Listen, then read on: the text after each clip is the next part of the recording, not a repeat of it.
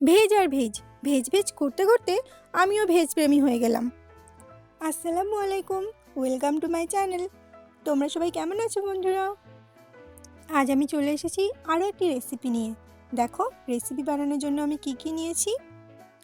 আমি নিয়েছি আতপ চাল, 2 রকম সবজি, বাদাম, কিশমিশ। আর চালটা যে বাটিতে নিয়েছি সেই বাটি মেপে 1 বাটি চালের জন্য 2 বাটি পানি নিয়েছি।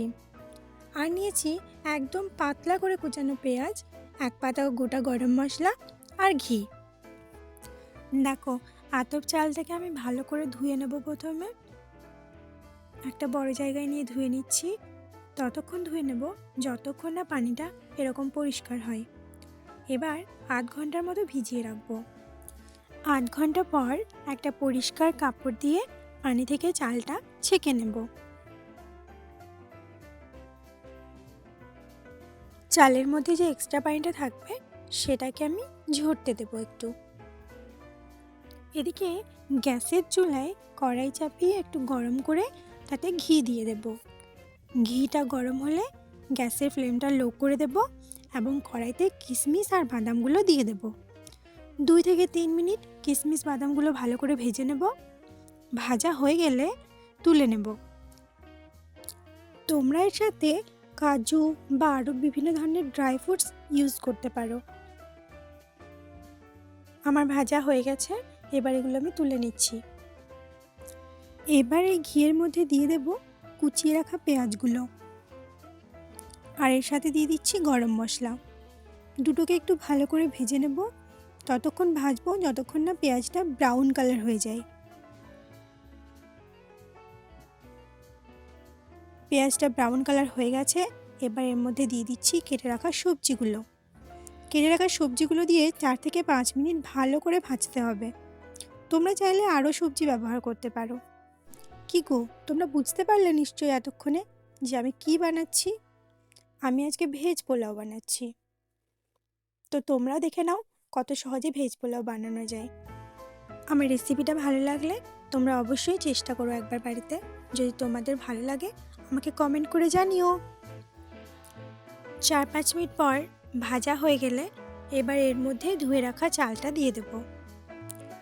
চালটা দিয়েও কিন্তু ভাজতে হবে 8 থেকে 10 মিনিট মতো। কি গো বন্ধুরা, তোমরা পোলাও খেতে ভালোবাসো? আমি তো পোলাও খেতে খুব ভালোবাসি। আর ভেজের প্রেমে পড়েছি বললাম যে, ভেজের প্রেমে পড়েছি তাই আজকে ভেজ পোলাও বানাচ্ছি। তোমরা যদি কোনো রেসিপি দেখতে চাও তাহলে আমাকে কমেন্ট করে জানাও।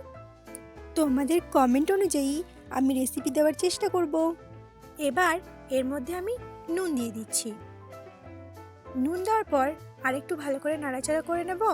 তারপর এর মধ্যে পানি দিয়ে দেব পরিমাণ মতো, যেটা আমি আগে থেকেই মেপে রেখেছিলাম।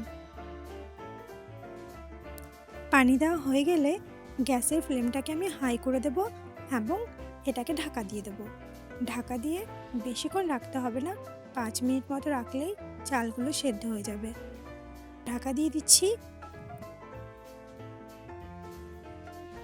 5 মিনিট পর ঢাকনাটা খুলে আমি একটু নাড়াচাড়া করে নিচ্ছি।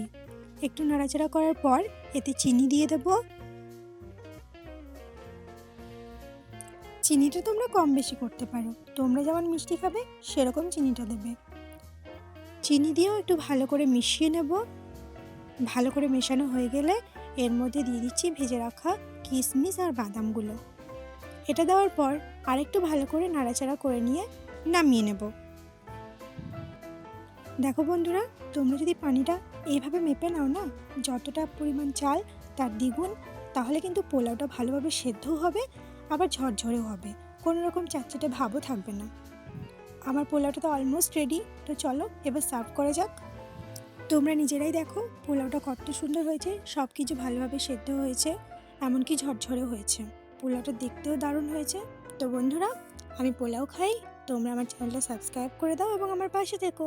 এতক্ষণ পর্যন্ত ভিডিওটা দেখার জন্য অসংখ্য ধন্যবাদ। আজকের মতো টাটা, দেখা হচ্ছে পরের রেসিপিতে। বাই।